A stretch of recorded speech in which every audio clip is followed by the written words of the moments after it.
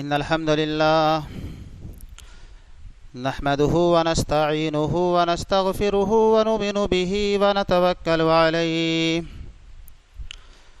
ونعوذ بالله من شرور أنفسنا ومن سيئات أعمالنا من يهده الله فلا مضل له ومن يضلله فلا هادي له وأشهد أن لا إله إلا الله وحده لا شريك له وأشهد أن محمدا عبده ورسوله يا أيها الذين آمنوا اتقوا الله حق تقاته ولا تموتن إلا وأنتم مسلمون يا أيها الناس اتقوا ربكم الذي خلقكم من نفس واحدة وخلق منها زوجها وبث منهما رجالا كثيرا ونساء واتقوا الله الذي تساءلون به والأرحام إن الله كان عليكم رقيبا يا أيها الذين آمنوا اتقوا الله وقولوا قولا سديدا يصلح لكم أعمالكم ويغفر لكم ذنوبكم ومن يطع الله ورسوله فقد فاز فوزا عظيما أما بعد فإن خير الحديث كتاب الله وخير الهدي هدي محمد صلى الله عليه وسلم وشر الأمور محدثاتها وكل محدثة بدعة وكل بدعة ضلالة وكل ضلالة في النار. أعوذ بالله السميع العليم من الشيطان الرجيم. بسم الله الرحمن الرحيم. قاف والقرآن المجيد بل عجبوا أن جاءهم منذر منهم فقال الكافرون هذا شيء عذيب أإذا متنا وكنا ترابا ذلك رجع بعيد قد علمنا ما تنقص الأرض منهم وعندنا كتاب حفيظ. وقال الله تعالى في موضع آخر يا أيها الذين آمنوا اتقوا الله ولتنظر نفس ما قدمت لغد واتقوا الله إن الله خبير بما تعملون. وقال النبي صلى الله عليه وسلم اتق اللہ حیثما کنت. معزز سامعین کرام و حاضرین جمعہ، دینی اور اسلامی بھائیوں اور میری پیاری ماؤں اور بہنوں، تمام قسم کی بڑائی اور بزرگی اس وحدہ لا شریک خالق کائنات مالک ارض و سما کے لیے لائق و زیبا ہے، جس نے ہمیں اس دار فانی کے اندر اشرف المخلوقات کا درجہ دے کر کے مبعوث کیا، اور لاکھوں کروڑوں درود و سلام نازل ہوں اللہ کے بھیجے ہوئے تمام انبیاء کرام پر، بالخصوص ہمارے آخری نبی جناب حضرت محمد صلی اللہ علیہ وسلم پر۔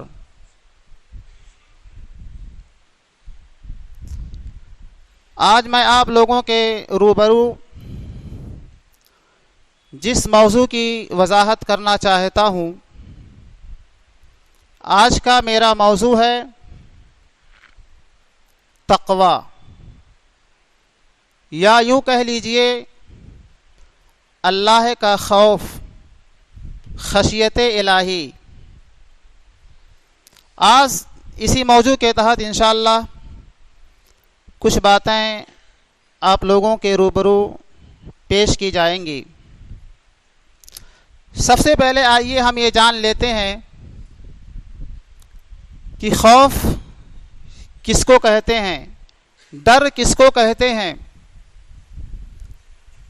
جس چیز میں ہمیں نقصان ہونے کا اندیشہ ہو وہ خوف ہے. جس کسی چیز میں ہمیں نقصان ہونے کا اندیشہ ہو وہ ڈر ہے. اسی طریقے سے یہ خوف ہمارے دلوں کے اندر آتا ہے اور یوں ہی جھٹکے میں چلا جاتا ہے. جیسے مثال کے طور پر ہم کسی اندھیری رات میں کوئی راستہ پار کر رہے ہیں، ہمارے دلوں کے اندر تھوڑی دیر کے لیے ڈر پیدا ہوگا، لیکن جیسے ہی ہم تاریکی کو، اندھیرے کو پار کریں گے، ہمارے سامنے روشنی آئے گی. وہ ڈر جو ہمارے دلوں کے اندر تھوڑی دیر پہلے تھا اب وہ ڈر ختم ہو چکا ہے. مثال کے طور پر ہم بائک چلا رہے ہیں، ہمارے پاس گاڑی کے ڈاکومنٹس نہیں ہیں، ہیلمٹ نہیں ہے. ہم نے ایک بارگی دیکھا کہ سامنے پولیس کھڑی ہے اور گاڑی کی چیکنگ چل رہی ہے. ہمارے دلوں کے اندر تھوڑی دیر کے لیے ڈر پیدا ہوا کہ کہیں ایسا نہ ہو کہ اگر ہم جائیں گے تو ہماری گاڑی کا چالان ہو جائے گا. یہ ڈر ہمارے دلوں کے اندر پیدا ہوا، لیکن جیسے ہی ہم نے اس راستے کو پار کر لیا ہمارے دل و دماغ سے وہ ڈر ختم ہو چکا. تو یہ خوف تھوڑی دیر کے لیے آتا ہے اور یوں ہی چلا جاتا ہے. تو اللہ رب العالمین کا ڈر جو ہوتا ہے، آج اسی موضوع کے تحت، ٹاپک کے تحت آپ کے سامنے کچھ باتیں ہوں گی. اور یوں جان لیجئے کہ ایک ڈر عبادت ہوتا ہے اور ایک ڈر شرک ہوتا ہے. عبادت کیسے ہوتی ہے؟ مثال کے طور پر ہم کوئی برا کام کرنے کا ارادہ رکھتے ہیں اور اس برے کام کی جگہ پر چلے جاتے ہیں. یوں اچانک ہمارے دلوں کے اندر اللہ کا ڈر پیدا ہوتا ہے کہ نہیں، ہمیں اس کام سے باز رہنا ہے، ہمیں اس کام سے دور رہنا ہے. تو یہی ڈر عبادت ہے، کیونکہ ہم نے اللہ کے ڈر کی وجہ سے اس برے کام کو، اس گندے کام کو چھوڑ دیا. اور ایک ڈر شرک بھی ہوتا ہے. آپ کے دل و دماغ میں یہ سوال پیدا ہو سکتا ہے کہ ایک ڈر عبادت اور ایک ڈر شرک کیسے ہو سکتا ہے؟ تو آئیے جاننے کی کوشش کرتے ہیں. مثال کے طور پر ہمارے محلے کی مسجد میں اذان ہو رہی ہے، ہم 5 وقت کے نمازی نہیں ہیں، ہم 5 وقت کی نماز پابندی سے ادا نہیں کرتے ہیں، لیکن ہم ایسے لوگوں کے ساتھ بیٹھے ہوئے ہیں، ہماری بات چیت ایسے لوگوں کے ساتھ ہو رہی ہے کہ اذان سنتے ہی وہ مسجد کا رخ کرتے ہیں اور ہم بھی اسی مجلس میں بیٹھے ہوئے ہیں. لیکن ہم نماز پڑھنے کے لیے مسجد کے اندر اس وجہ سے آتے ہیں کیونکہ وہ لوگ مسجد کے اندر آ رہے ہیں اور ہم ان لوگوں کے ڈر کی وجہ سے مسجد کے اندر آ رہے ہیں نماز پڑھنے کے لیے کہ کہیں ایسا نہ ہو کہ بعد میں یہ لوگ کہیں کہ یہ آدمی بہت برا آدمی ہے کہ یہ نماز بھی نہیں پڑھتا. تو ہم مسجد کا رخ کیے لیکن اللہ کے ڈر کی وجہ سے نہیں، انسانوں کے ڈر کی وجہ سے. تو یہی ڈر شرک ہے. اللہ کے نبی صلی اللہ علیہ وسلم نے فرمایا، من صلی یرائی فقد اشرک، جس نے دکھاوے کے لیے نماز پڑھا، جس نے ریاکاری کرنے کے لیے نماز پڑھا، اس نے شرک کیا. تو ایک ڈر عبادت ہوا اور دوسرا ڈر شرک ہوا. اب آئیے دیکھتے ہیں کہ اللہ رب العالمین قرآن مجید کے اندر کیا کہنا چاہتا ہے. اللہ رب العالمین کلام مجید کے اندر ارشاد فرماتا ہے، یا ایھا الذین آمنوا اتقوا اللہ حق تقاتہ، اے اہل ایمان تم اللہ رب العالمین سے ڈرو، اے ایمان والو تم اللہ رب العالمین سے ڈرو، حق تقاتہ، جیسا کہ اس سے ڈرنے کا حق ہے. اب اس سے ڈرنے کا حق کیسے ہے؟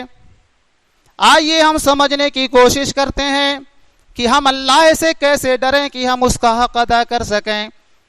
ہم سانپ سے ڈرتے ہیں، لیکن سانپ سے ڈرنے کا حق یہ ہے کہ ہم سانپ کے بل میں اپنا ہاتھ نہ ڈالیں، سانپ کے منہ میں اپنا ہاتھ نہ ڈالیں، سانپ کو ہم یوں ہی نہ پکڑیں۔ ہم شیر سے ڈرتے ہیں، شیر کو دیکھ کر کے ہمارے دلوں کے اندر ڈر پیدا ہوتا ہے، لیکن شیر سے ڈرنے کا حق یہ ہے کہ ہم شیر کے قریب نہ جائیں، کیونکہ اگر ہم اس سے دور رہیں گے تبھی ہم اس سے بچ سکیں گے۔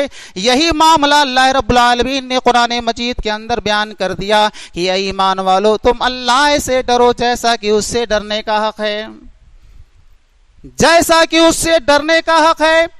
صاف طور پر یوں کہہ لیجئے کہ اللہ نے جن چیزوں کے کرنے کا حکم دیا ہے ہم ان چیزوں کو کریں، اور اللہ نے جن چیزوں سے منع کیا ہے ہم ان چیزوں سے رک جائیں۔ اس سے بہتر اللہ کا کوئی حق ادا نہیں کر سکتے۔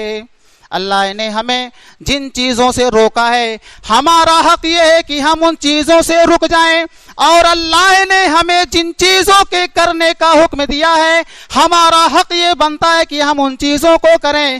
مثلا اللہ کے نبی جناب محمد الرسول اللہ صلی اللہ علیہ وسلم نے اور اللہ رب العالمین نے سود اور بیاج کو حرام قرار دے دیا۔ ہمارا یہ فرض بنتا ہے کہ ہم سود اور بیاج کے قریب بھی نہ جانے دیں، ہم اپنے آپ کو اس سے دور رکھیں، کیونکہ اللہ نے قرآن مجید کے اندر بھی فرما دیا، حدیث کے اندر اللہ کے نبی نے فرما دیا کہ اے لوگو تم سود سے بچنے کی کوشش کرو، تم بیاج سے بچنے کی کوشش کرو، ہر اس چیز سے بچنے کی کوشش کرو جو تمہیں جہنم کی طرف لے کے جاتی ہو۔ میرے بھائیو، اللہ کے نبی جناب محمد الرسول اللہ صلی اللہ علیہ وسلم نے بیان کر دیا الراشی والمرتشی کلاہما فی النار، سود کا لینے والا سود کا دینے والا دونوں کے دونوں جہنمی ہیں۔ اللہ کے نبی جناب محمد الرسول اللہ صلی اللہ علیہ وسلم کہتے ہیں کہ مجھے معراج کرایا گیا، میں معراج کے سفر پر گیا تو میں وہاں کیا دیکھتا ہوں کہ لوگ خون کی ندیوں میں ڈبکیاں لگا رہے ہیں، لوگ خون کی ندیوں میں نہا رہے ہیں۔ قریب آتے ہیں فرشتے ان کو پھر اندر دھکیل دیتے ہیں، وہ پھر اندر چلے جاتے ہیں، پھر کنارے آتے ہیں، پھر ان کو اندر کر دیا جاتا ہے۔ اللہ کے نبی کہتے ہیں من ہؤلاء یا جبریل، اے جبریل یہ کون لوگ ہیں؟ جبریل علیہ الصلوۃ والسلام جواب دیتے ہیں کہ اے اللہ کے نبی آپ اور آگے چلیے۔ اللہ کے نبی آگے جاتے ہیں، اللہ کے نبی صلی اللہ علیہ وسلم کہتے ہیں کہ اے جبریل مجھے بتاؤ وہ کون لوگ تھے جن کو خون کی ندیوں میں ڈبکیاں لگا رہے تھے، جو خون کی ندیوں میں تیر رہے تھے۔ جبریل نے کہا کہ اے اللہ کے نبی یہ وہ لوگ ہیں جو دنیا کے اندر لوگوں کا خون چوسا کرتے تھے، جو دنیا کے اندر لوگوں کے اوپر ظلم کیا کرتے تھے، جو دنیا کے اندر مجبوری کا فائدہ اٹھایا کرتے تھے۔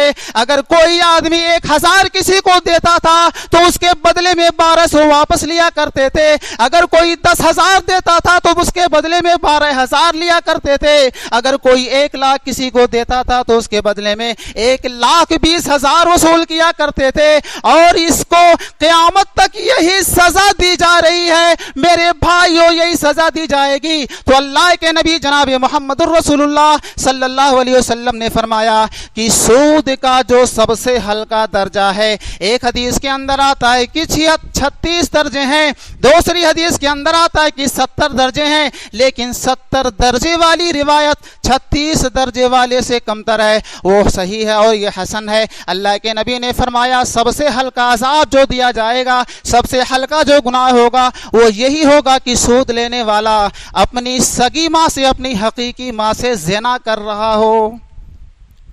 غور کرنے کی ضرورت ہے میرے بھائیو، سود لینے اور دینے کا جو سب سے ہلکا گناہ ہے، عذاب ہے، وہ یہی ہے کہ وہ اپنی سگی ماں سے اپنی حقیقی ماں سے زنا کرے۔ اللہ اکبر، ہمیں اور آپ کو بچنے کی ضرورت ہے۔ کتنے لوگ فکس ڈپوزٹ کیے ہوں گے، کتنے لوگوں کا بینک بیلنس ہوگا، کتنے لوگ 5 لاکھ جمع کرتے ہیں تو 20 لاکھ جمع ہو جاتا ہے، ملتا ہے، کہتے ہیں کہ بیٹی جب بڑی ہوگی تو اس کے شادی بیاہ میں خرچ ہوگا۔ میرے بھائیو یہ طریقہ اللہ کے نبی صلی اللہ علیہ وسلم نے حرام قرار دیا ہے۔ تو یہی طریقہ ہے اللہ سے ڈرنے کا کہ اللہ کے نبی نے جن چیزوں سے روکا ہے ہمیں اور آپ کو ان چیزوں سے رکنا ہے، اور جن چیزوں کے کرنے کا حکم دیا ہے ہمیں اور آپ کو ان چیزوں کو کرنا ہے۔ میرے عزیز ساتھیوں، آئیے اور دیکھتے ہیں کہ اللہ رب العالمین قرآن مجید کے اندر کیا فرماتا ہے۔ وَلِمَنْ خَافَ مَقَامَ رَبِّهِ جَنَّتَانِ، جو اپنے رب کے سامنے کھڑا ہونے سے ڈر گیا ان کے لیے 2 جنتیں ہیں۔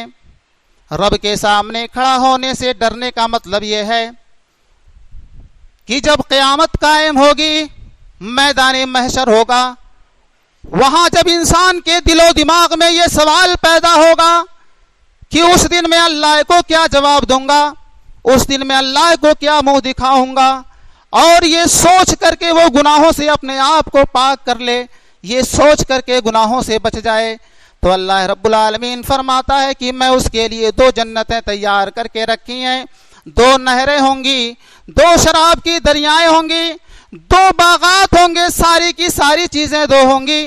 اور اللہ رب العالمین نے فرمایا ان الذین یخشون ربهم بالغیب لهم مغفرۃ واجر کبیر، جو لوگ اللہ رب العالمین سے ڈرتے ہیں غیب میں، یعنی اللہ رب العالمین کو غیب سے ڈرتے ہیں۔ اللہ ہم کمرے کے اندر بیٹھے ہوئے ہیں، ہمارے دلوں کے اندر برائی کرنے کا خیال آیا، ہم نے یہ سوچ لیا کہ چلو موبائل پر کچھ غلط چیز دیکھتے ہیں، ہمیں کوئی تو دیکھ نہیں رہا ہے، لیکن ہمارے دل و دماغ میں یہ چیز پیدا ہو گئی کہ انسان بھلے نہیں دیکھ رہا ہے لیکن اللہ کی ذات ہمیں دیکھ رہی ہے، تو اللہ رب العالمین کہتا ہے کہ ہم نے اس کے لیے بڑا اجر تیار کر کے رکھا ہے اور ہم نے اس کے گناہوں کو معاف کر دیا ہے۔ لوگ نہیں دیکھتے ہیں تو کیا ہوا، اللہ کی ذات تو ہمیں دیکھ رہی ہے۔ اللہ کی ذات تو وہ ہے کہ اگر ہم بند کمرے میں ہوں، 7 دروازوں کے اندر ہوں، سارے کمرے بند ہوں، پیک ہوں، اگر ہم وہاں بھی برائی کا کام کر رہے ہیں تو اللہ رب العالمین وہاں بھی ہمیں دیکھ رہا ہے کہ ہمیں کیا کر رہا ہوں یا ہم کیا کر رہے ہیں۔ اللہ تو وہ ہے کہ کالے پہاڑ پر کالی تاریکی رات میں کالی چیوٹی کو بھی دیکھتا ہے کہ وہ چیوٹی کیا کر رہی ہے۔ اللہ کی ذات وہ ہے میرے بھائیوں کہ اگر ہم بند کمرے میں بھی رہیں، کوئی برائی کا کام کریں، تو اللہ کی ذات تو وہ ہے جو ہمیں دیکھ رہی ہے۔ اللہ کا خوف یہی ہے، اللہ کا ڈر یہی ہے کہ ہم اپنے دلوں کے اندر اللہ کا خوف پیدا کریں، اللہ کا ڈر پیدا کریں، اور یہ چیز تبھی ہو سکتی ہے جب ہم صحیح معنوں میں اللہ اور اس کے رسول کی حکموں کی تعمیل کریں گے۔ یہ ڈر اسی وقت پیدا ہو سکتا ہے۔ آئیے دیکھتے ہیں صحابہ کرام کس طریقے سے اللہ کا خوف اپنے دلوں میں پیدا کیا کرتے تھے۔ حضرت عمر فاروق رضی اللہ تعالیٰ عنہ مدینے کی گلیوں میں گشت کر رہے ہیں، گشت کرتے کرتے ایک گھر سے ان کے بچوں کے رونے کی آواز آتی ہے۔ عمر فاروق رضی اللہ تعالیٰ عنہ اپنا کان لگاتے ہیں دیوار سے، تو ماں بچوں سے کہہ رہی ہے کہ بچے سو جاؤ، آج کچھ کھانے کے لیے موجود نہیں ہے۔ عمر فاروق کہتے ہیں کہ اتنا سننا تھا کہ میرا کلیجہ درد سے کرائے اٹھتا ہے، میرے آنکھوں سے آنسو آ جاتے ہیں، میں اس گھر کے اندر جاتا ہوں اور اس ماں سے پوچھتا ہوں کہ بتاؤ بچے کیوں رو رہے ہیں۔ بچوں کے رونے کی وجہ پوچھی جاتی ہے، وہ کہتی ہے کہ یہ بچے کئی دنوں سے بھوکے ہیں کیونکہ ان کے پاس کھانے کے لیے کوئی چیز موجود نہیں ہے، اور امیر المومنین کا میں گریبان قیامت کے دن پکڑوں گی، میں امیر المومنین کا گریبان قیامت کے دن پکڑوں گی اور کہوں گی کہ میں اس کی دارالحکومت میں تھی اور یہ ہماری غریبوں کا کوئی خیال نہیں کیا کرتا تھا۔ اس عورت کو یہ نہیں معلوم کہ یہ امیر المومنین ہیں، یہ امیر المومنین عمر فاروق رضی اللہ تعالیٰ عنہ ہیں۔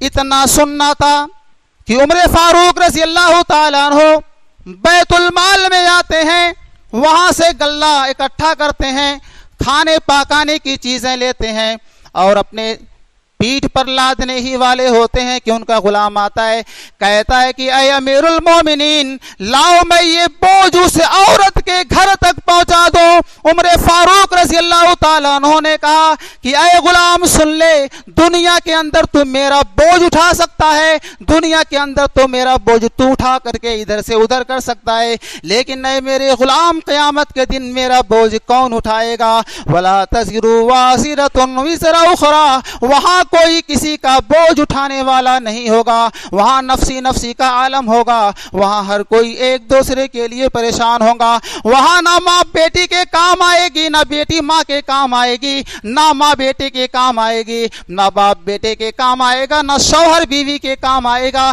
کوئی وہاں پر کام آنے والا نہیں ہے، ہر ایک کا نفسی نفسی کا عالم ہوگا، ہر ایک لوگ اپنے اپنے نفس میں ڈوبے ہوئے ہوں گے کہ ابھی میرا نمبر آنے والا ہے، میں اللہ کو کیا جواب دوں گا، ابھی میرا نمبر آنے والا ہے، اللہ کون سا سوال مجھ سے کریں گے اور میں اس سوال کا جواب کیسے دوں گا؟ میرے بھائیوں، عمر فاروق رضی اللہ تعالیٰ عنہ کہتے ہیں کہ آج تو بوجھ دنیا کے اندر میرا اٹھا سکتا ہے، لیکن قیامت کے دن میرا کون بوجھ اٹھائے گا؟ میرا بوجھ اٹھانے والا کوئی نہیں ہوگا۔ میرے عزیز ساتھیوں، اس وجہ سے ضرورت اس بات کی ہے کہ ہم اپنے دلوں کے اندر اللہ کا خوف پیدا کرتے ہوئے اپنے پڑوسیوں کا خیال رکھیں کہ کہیں ایسا نہ ہو کہ ہمارا کوئی پڑوسی بھوکے سو رہا ہو، کہیں ایسا نہ ہو کہ ہمارا کوئی پڑوسی پریشان حال ہو، کہیں ایسا نہ ہو کہ ہمارے پڑوسی کو کوئی ضرورت ہو اور وہ شرم سے آپ سے سوال نہ کر رہا ہو۔ میرے عزیز ساتھیوں، ان چیزوں کے بارے میں بھی اللہ رب العالمین آپ سے سوال کرے گا، آپ سے پوچھ گچھ کرے گا۔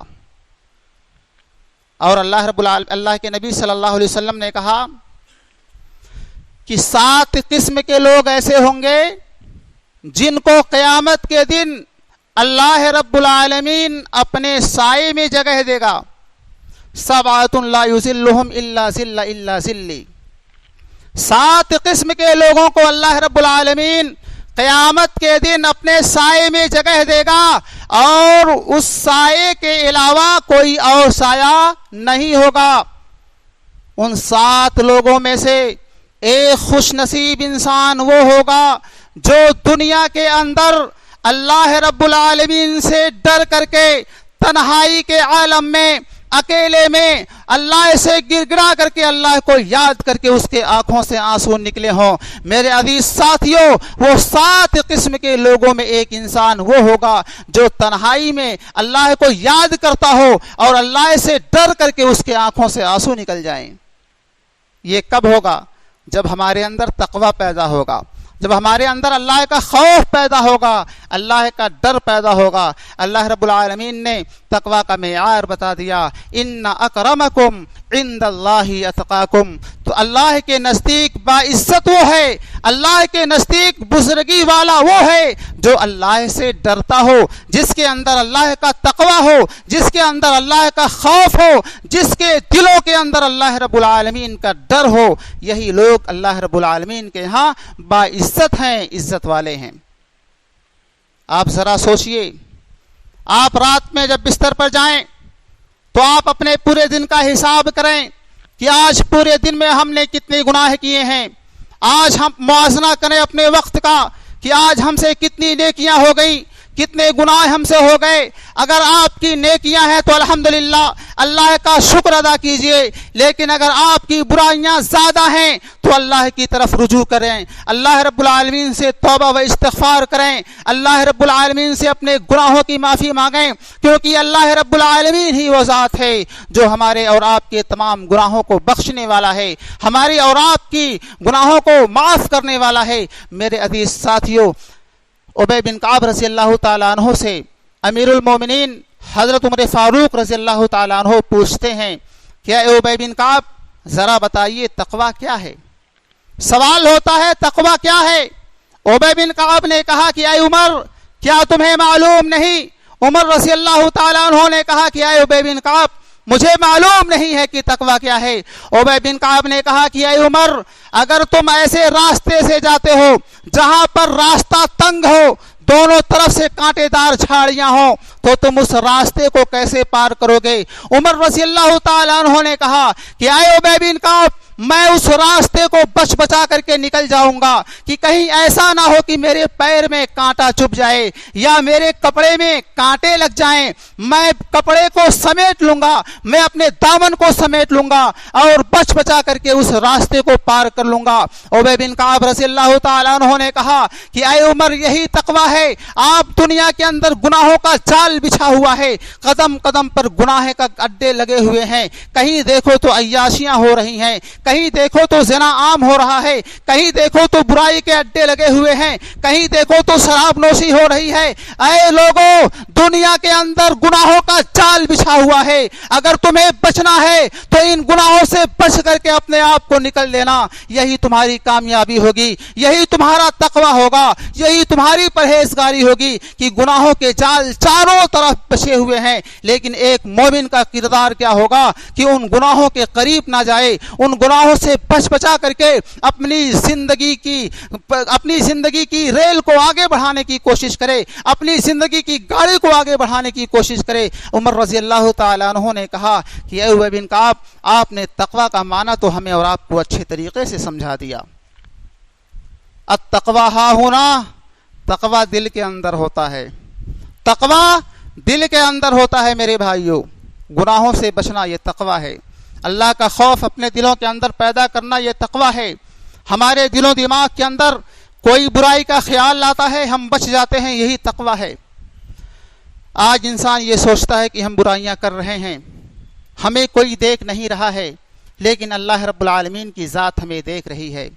یاد رکھو, قیامت کا دن ہوگا, میدان محشر کا دن ہوگا, سارے لوگ نفسی نفسی کے عالم میں ہوں گے. وہاں کوئی کسی کو پہچانے گا نہیں.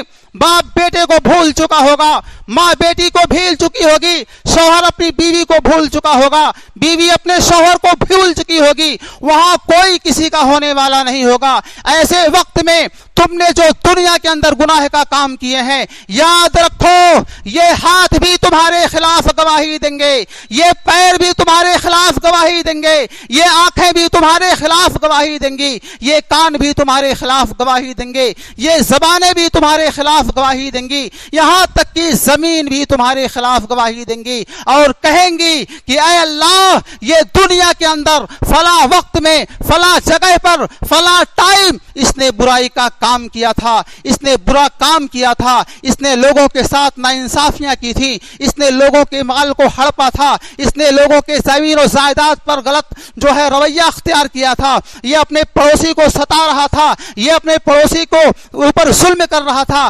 میرے بھائیو, ہم نے یہ سوچ لیا ہے کہ یوں ہی ہماری زندگی گزر جائے گی. کتنے لوگ تو ایسے سوچتے ہیں کہ ہم نے نماز پڑھ لیا, ہم نے روزہ رکھ لیا, ہم نے زکوٰۃ و صدقات دے دیا, ہماری زندگی پار ہے, ہم جنت میں چلے جائیں گے, ہمیں جنت کا سرٹیفکیٹ مل گیا. میرے بھائیو, آپ کتنی بھی نمازیں پڑھ لو, آپ کتنے بھی روزے رکھ لو, آپ کتنی بھی زکوٰۃ دے دو, آپ کتنے بھی صدقہ و خیرات کر دو, لیکن اگر آپ کا معاملہ لوگوں کے ساتھ اچھا نہیں ہے, آپ نے لوگوں کے ساتھ اچھا سلوک نہیں کیا, آپ اپنے پڑوسیوں کے ساتھ اچھا سلوک نہیں کرتے, آپ اپنے رشتہ داروں کے ساتھ اچھا سلوک نہیں کرتے, آپ اپنے بھائیوں اور بہنوں کے ساتھ اچھا سلوک نہیں کرتے, تو گویا کی ساری نمازیں آپ کا بیکار, سارے روزے آپ کے بیکار. جنت میں جانے کے لیے صرف نمازوں کی ضرورت نہیں, جنت میں جانے کے لیے صرف روزے کی ضرورت نہیں, جنت میں جانے کے لیے صرف زکوٰۃ و فطرات کی ضرورت نہیں, جنت میں جانے کے لیے لوگوں کے ساتھ اچھے سلوک کی بھی ضرورت ہے.